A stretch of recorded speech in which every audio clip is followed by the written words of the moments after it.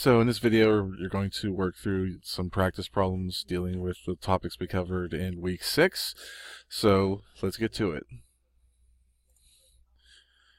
So first you're asked to solve this equation. So take a moment, solve the equation, and give your answer, and then we'll go through it.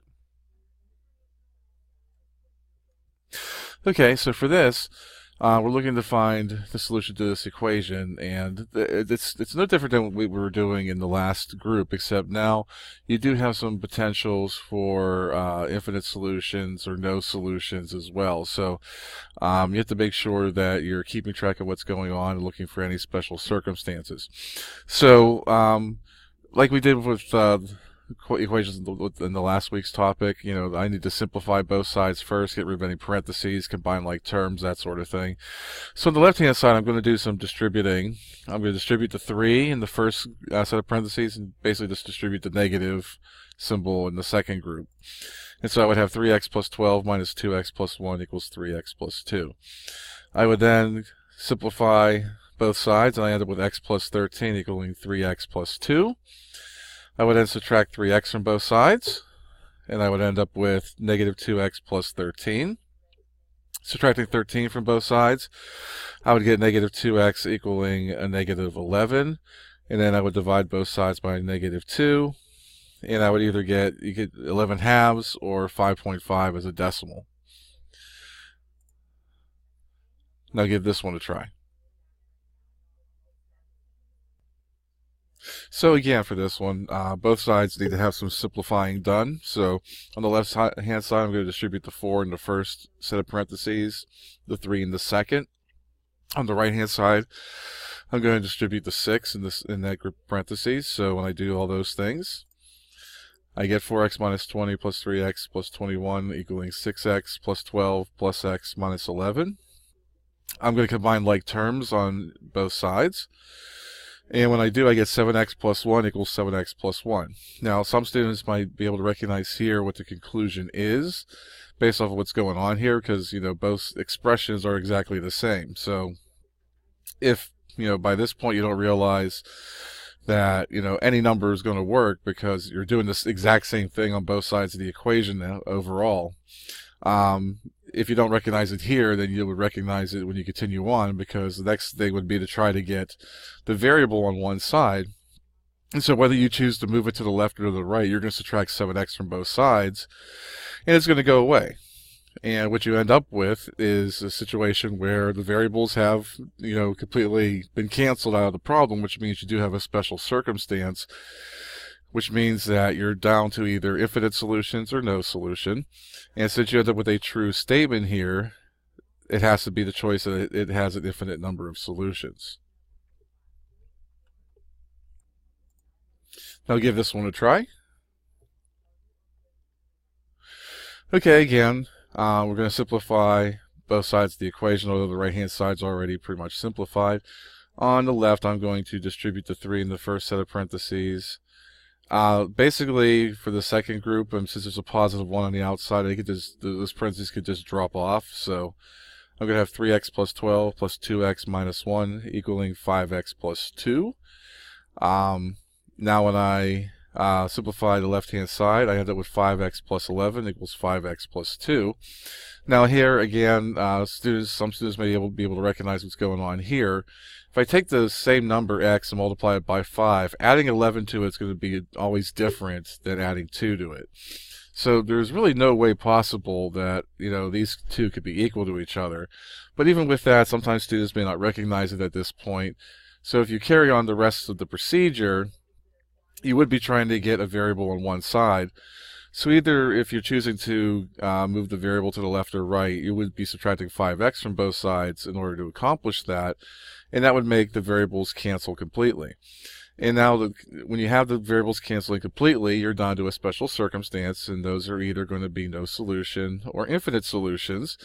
And since this case, 11 equals 2 is a false statement, there's no way that's true, that means that the equation would have no solution.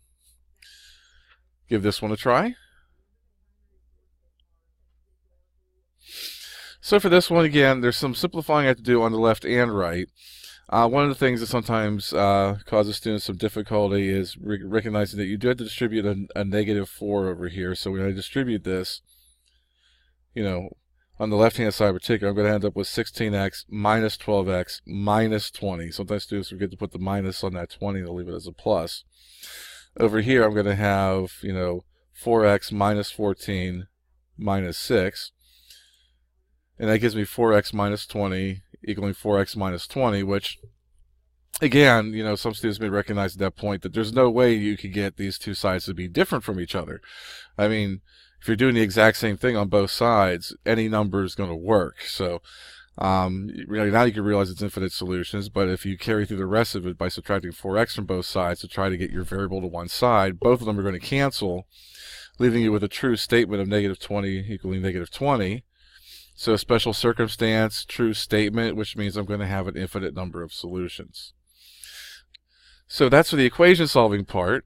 You were also in this group of problems asked to look over applications where you use linear equations, and one of them was dealing with mixture problems. So let's look over some mixture problems.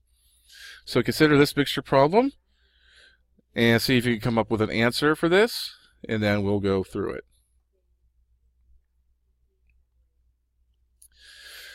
As with any word problem, the main issue is making sure that you can find a way of coming up with an equation or maybe multiple equations based on the description of the situation. So what you have here is you have two different types of coffee are being mixed together to basically form a third mixture which combines the two and has a cost between the two. So three things we have to consider with this. We want to know the cost per pound, which they do give us information about the two original mixtures and the third mixture. The number of pounds, which is something I am in fact looking for, and the total cost, which would be something I calculate if I knew the cost per pound and the number of pounds I would have. So recognizing like what things you can relate together here and what you figure out is important to this. So so organizing the information becomes key. Coffee worth $1.05 per pound. I know I'm going to have 1.05 here. Number of pounds, I don't know, because that's one of the things I'm looking for. But the total cost would be the cost per pound times the number of pounds I have. So it'd be 1.05 times x. I have a second type of coffee, which is 85 cents per pound, but I'm also trying to figure out how many pounds it's going to be. Now, in some cases, depending on when this is covered, I mean, sometimes it's covered when you deal with systems of equations, because you could use systems of equations techniques to solve this. But, that's something that has not been reviewed in this course yet, which we'll be coming to soon. Ideally, though, I don't want to bring another variable into this, because that would require me to have multiple equations to solve it. So before I make a decision about how I'm going to represent the number of pounds of this second type of coffee, let's look at what we're trying to achieve here. We want 20 pounds, so 20 pounds down here, of a 90-cent per pound coffee. And if I have 90 cents per pound and 20 pounds, so it's going to be worth a total cost of $18. So basically, this total cost of $18 should be the total cost of the first type of coffee plus the total cost of the second type of coffee. These two poundages should add up to be 20. So it stands to reason that the number of pounds I want to be here should be 20 minus x. And therefore, if I'm trying to figure out what the total cost for this type of coffee is, that should be 85 cents times 20 minus x, as that would be the weight of that coffee. Now I have a way of figuring this out, because as I said, these two added together should equal this total cost. So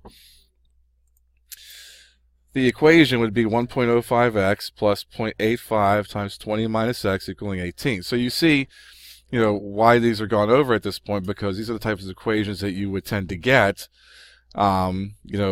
which we just got done reviewing. So now for this, I'm going to simplify the left-hand side, so I'm going to distribute that 0.85.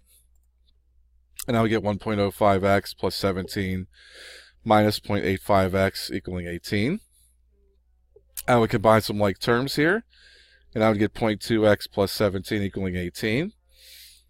Subtracting 17 from both sides, I would get 0.2x equaling 1. Dividing by 0.2 on both sides, I would get x equals 5. So, going back to this here, x is the number of pounds of the $1.05 pound per pound coffee. So, to answer the question here, that's 5 pounds of that. 20 minus 5 would be 15. So I would need 5 pounds of the $1.05 per pound coffee, and 15 pounds of the 85 cents per pound coffee were used to make this mixture under these conditions. Now try this mixture problem. So basically for this one here, you have solution A is 50% hydrochloric acid, while solution B is 75% hydrochloric acid. How many liters of each solution should be used to make 100 liters of a solution which is 60% hydrochloric acid? Most of these, there's always typically a way of doing it, as long as, if you're mixing two different concentrations together, as long as the concentration is between those two, you're good. You're not going to be able to mix 50% hydrochloric acid and 75% hydrochloric acid and end up with something that's, either below 50% or over 75%. So 60 being between them is a good thing. So this could possibly be done. Much like the previous one, there's three things I have to consider. I'm going to need the liters of solution, which is basically, how much of each I'm putting in, which is ultimately one of the things I'm looking for. We have the concentration of acid. So basically what we're trying to figure out, when we do the concentration of acid, if we have a certain number of liters of solution, we want to figure out how many liters of that solution is actually the acid and how much is probably just water. So with the information we have here, we have two types. We have solution A and solution B, which are 50% and 75% respectively. So the thing is, I don't know how many of either I need. I do know that when I add them together, I'm going to have 100 liters of solution, and it's going to be 60% hydrochloric acid, which means out of that 100 liters, 60 liters is going to be the acid, and the other 40 liters is going to be water. So what I need to do here is define, what these two are going to be, because those are the things I'm looking for. Well, I'm going to call this one X, which is basically the liters of solution A. 100 minus X is going to be the number of liters of solution B. So as we do this, we keep that in mind. When we find X, that's how many of the solution A we got, and then 100 minus that's going to be solution B. So again, the amount of acid should be like me adding these two together should equal this 60. So 0.5x plus 0.75 times 100 minus x, because that's these two multiplied together to figure how much acid we have in that solution, should equal 60. So distributing the 0.75, I would end up with 0.5x plus 75 minus 0.75x equaling 60. Combining like terms, I would end up with negative 0.25x plus 75 equals 60. Subtracting 75 from both sides, I'll end up with negative 0.25x equaling negative 15. And dividing both sides by negative 0.25, I would get that x equals 60. Now again, x equals 60 is how much solution A we have, which means 100 minus that, which would be 40, is how much we need of solution B. So the answer to the question is how many of each solution we would need. We would need 60 liters of solution A and 40 liters of solution B. Let's go on to another problem. So in this one, you're told that you have sterling silver, which is 92.5% pure silver. You want to know how many grams of that sterling silver must be mixed to a 90% silver alloy to obtain a 500 gram of a 91% silver alloy. There shouldn't be an extra A in there, but I copied this from somewhere. So, but give this a chance and see if you can figure out how much of the sterling silver is needed in this, and then we'll go over it. So with this, we have again this sterling silver and this other alloy, which they wouldn't call it sterling, they'd call it something else, or maybe, is being mixed together to make a 91% silver alloy. So the three things we have to look at here as part of this mixture problem. We want the metal mass. Now, this metal would be like the combination of silver and whatever other metals are mixed with it to make it, the sterling silver or the other alloy.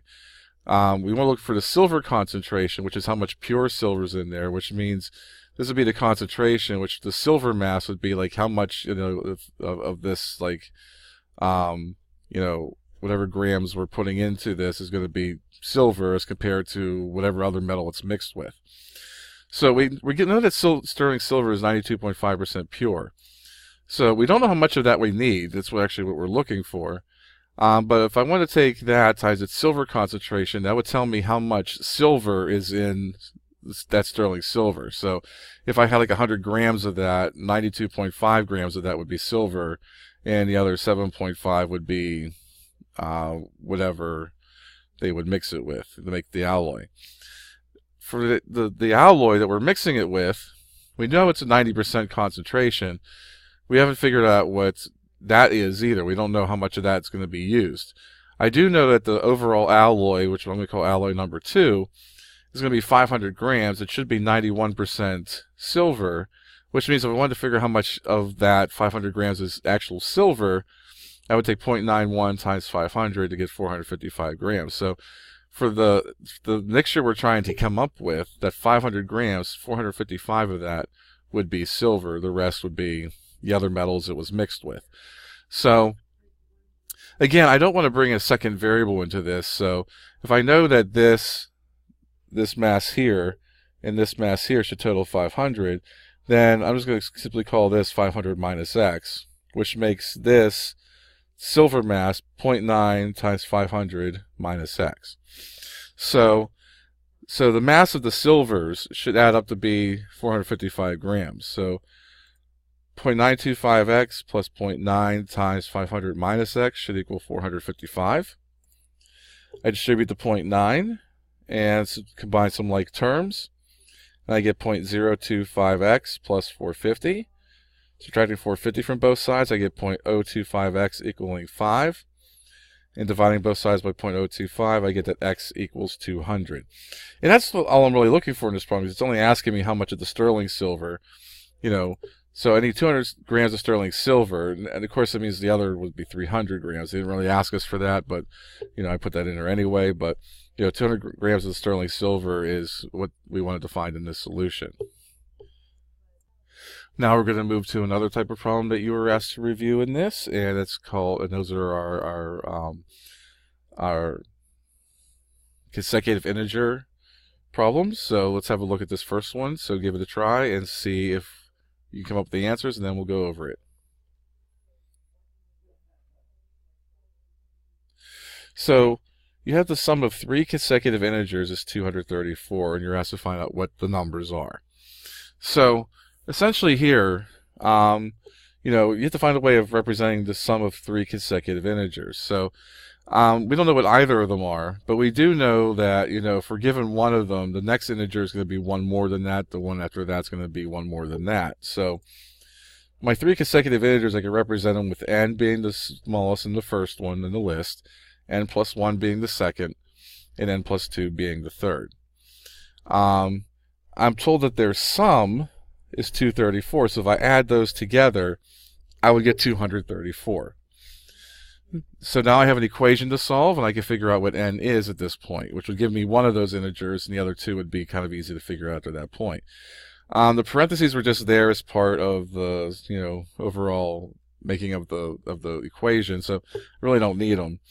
So if I add these together, I would end up with 3n plus 3 on the left-hand side as I simplify, equaling 234. I would subtract 3 from both sides to get that 3n equals 231.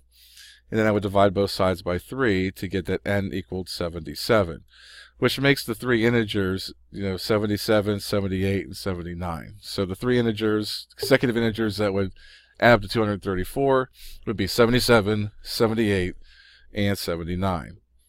Give this next one a try.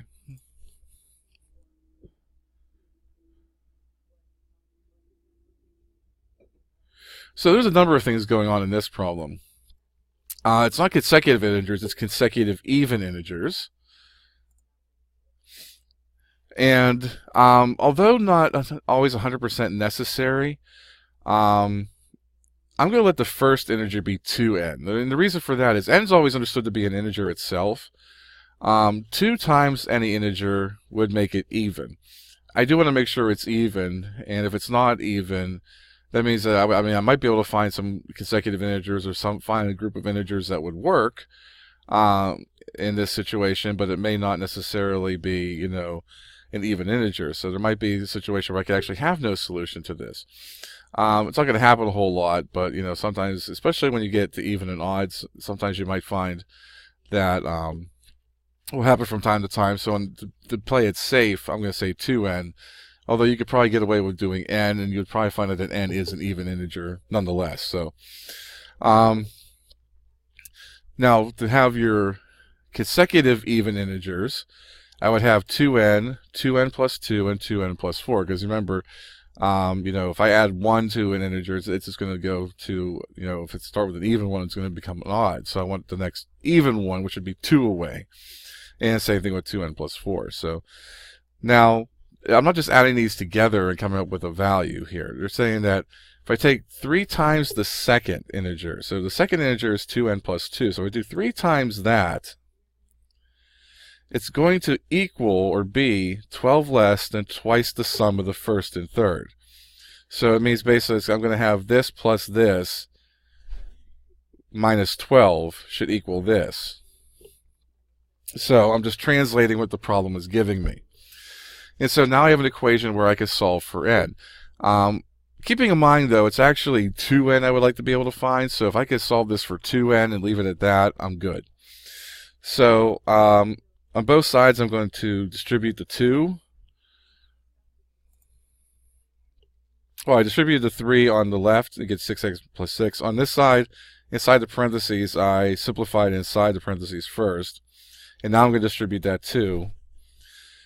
And then I'm going to combine like terms, the 8 and the 12. I'm going to have now, after I do all my simplifying and whatnot, I'm going to have 6n plus 6 equaling 8n minus 4.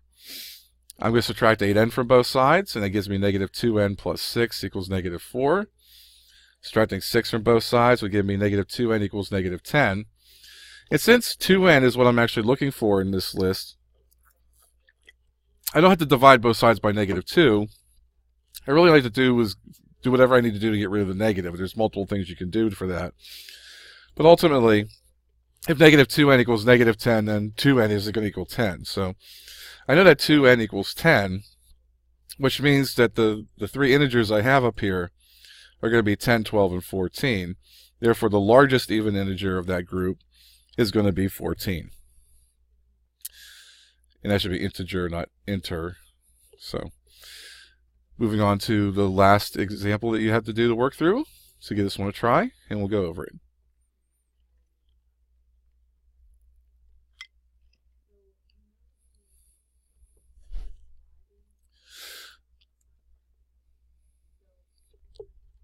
Okay, for this one again, much like the previous one, although again, you could probably just get away with calling the first of your consecutive odd integers n and adjusting accordingly. I chose my first one to be 2n plus 1 because 2n plus 1 is always going to be odd as long as n's an integer. So I'm basically ensuring that I'm going to have odd integers here. And the other ones would be 2, the second one would be 2 away from that, and the one would be 2 away from that. So there's my 3 consecutive odd integers. As I said, you could probably get away with doing just n, but every once in a while they may give you a situation where, you could have some even integers and some odd integers kind of do the same thing, and you got to be careful about that. So now, they tell us that 5 times the smallest integer, the smallest one being 2n plus 1 in my list, is, which means equal to, 7 more than twice the largest. So I'm not even really concerned myself with the middle one here. I know that 5 times this one is going to be 7 more than twice the largest. So twice the largest plus 7. it wants to find the largest integer. So ultimately, we want to find 2n plus 5. I'm going to solve this. I'm going to solve this equation first. I'm going to simplify both sides, distribute that 5, distribute this 5, distribute this 2. So I'm going to have 10n plus 5 equaling 4n plus 10 plus 7, which means 10n plus 5 is going to be 4n plus 17. I subtract 4n from both sides. I get 6n plus 5 equals 17. Subtracting 5 from both sides means that 6n equals 12. And dividing both sides by 6 means that n equals 2. Now, n itself, the way I've set this up, is not representing anything. Because right now, n's coming out to be even, and I'm looking for consecutive odd integers. But remember, the first of those three was 2n plus 1. I'm not really concerned what 2n plus 1 is or 2n plus 3, because I'm asked to find the largest of the integers. So I'm looking just for what 2n plus 5 is. That's the largest of the three integers. So I'm just going to plug the 2 into that formula, and I get 9. So the largest of the consecutive odd integers that meets these conditions is 9. And that is the end of these practices. If you have any further questions, please make sure to contact me. Until next time, have a good day.